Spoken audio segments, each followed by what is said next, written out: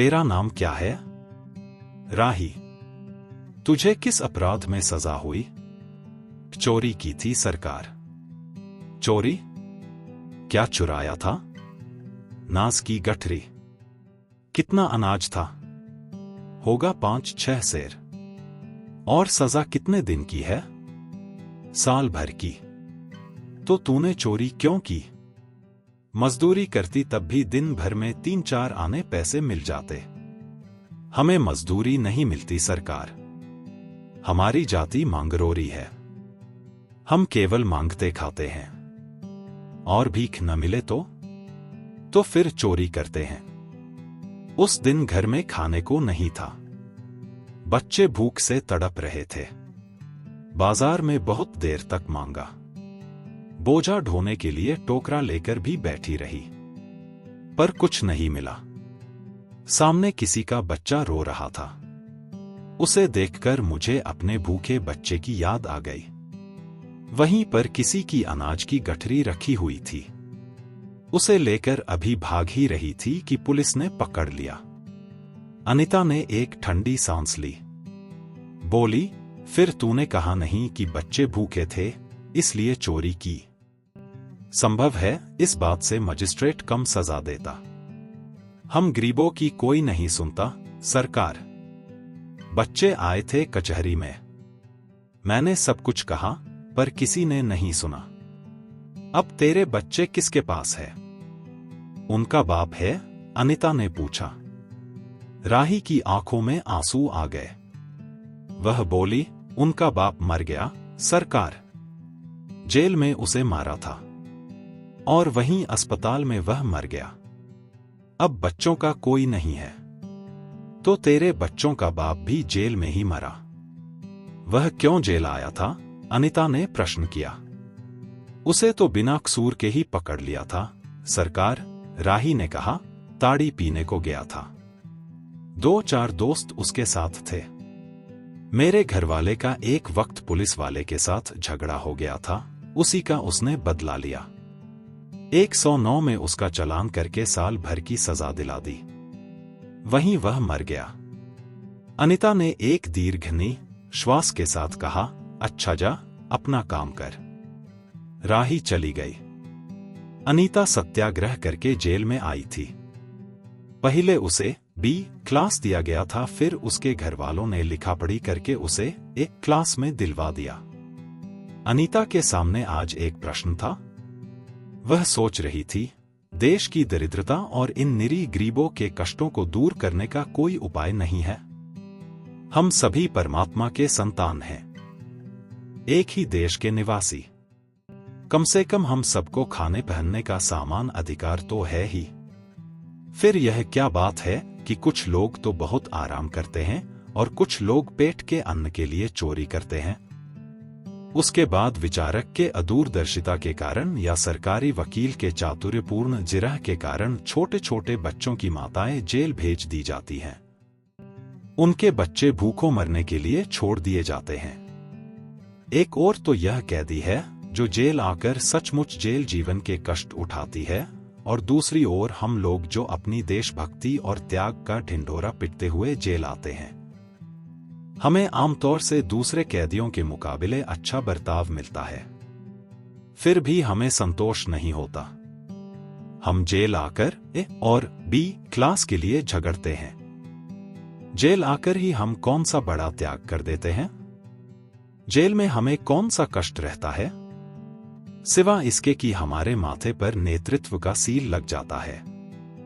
हम बड़े अभिमान से कहते हैं, यह हमारी 4थी जेल यात्रा है, यह हमारी 5वीं जेल यात्रा है।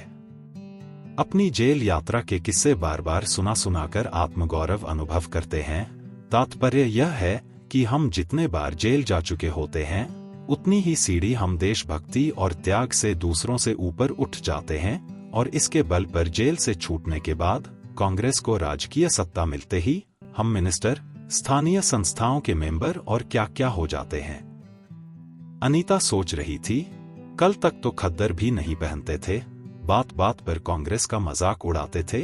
कांग्रेस के हाथों में थोड़ी शक्ति आते ही वे कांग्रेस भक्त बन गए, खद्दर पहनने लगे। यहां तक कि जेल में भी दिखाई पड़ने लगे।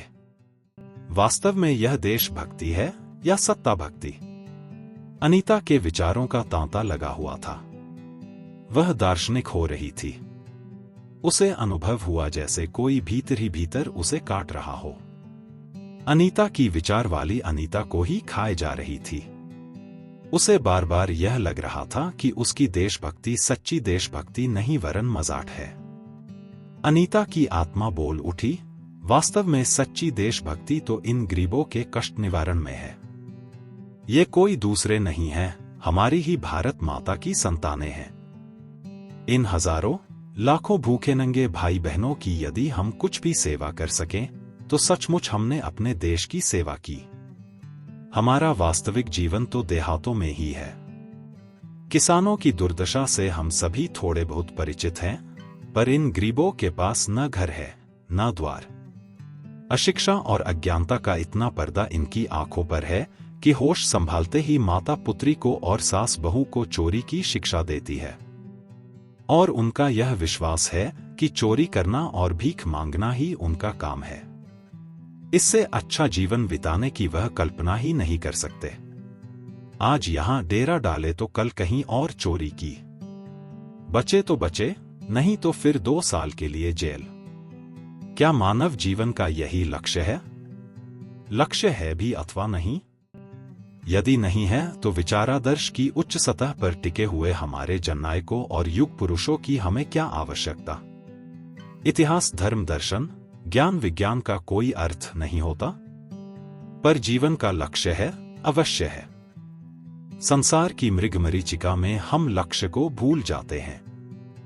सतह के ऊपर तक पहुंच पाने वाली कुछ एक महान आत्माओं को छोड़कर सारा जन समुदाय संसार में अपने को खोया हुआ पाता है। कर्तव्य का उसे ध्यान नहीं, सत्यासत्य की समझ नहीं, अन्यथा मानवीयता से बढ़कर कौन सा मानव धर्म है? पतित मानवता को जीवनदान देने की अपेक्षा भी कोई महत्तर पुण्य है? राही जैसी भोली भाली किंतु गुमराह आत्माओं के कल्याण की साधना होनी चाहिए। सत्याग्रही की यही प्रथम प्रतिज्ञा क्यों न हो? देशभक्ति का यही मापदंड क्यों न बने? अनीता दिन भर इन्हीं विचारों में डूबी रही। शाम को वह इसी प्रकार कुछ सोचते सोचते सो गई। रात में उसने सपना देखा कि जेल से छुटकर वह इन्हीं मांगरोरी लोगों के गांव में पहुंच गई है। वहां उसने एक छोटा सा आश्रम खोल दिया है। उसी आश्रम में एक तरफ छोटे छोटे बच्चे पढ़ते हैं और स्त्रियां सूत काटती हैं। दूसरी तरफ मर्द कपड़ा बुनते हैं और रुई धुनते हैं। शाम को रोज उन्हें धार्मिक पुस्तकें पढ़कर सुनाई जाती हैं और देश में कहां क्या हो रहा है यह सब सरल भाषा में समझाया जाता है। वही भीख मांगने और चोरी करने वाले लोग अब आदर्श ग्रामवासी हो रहे हैं।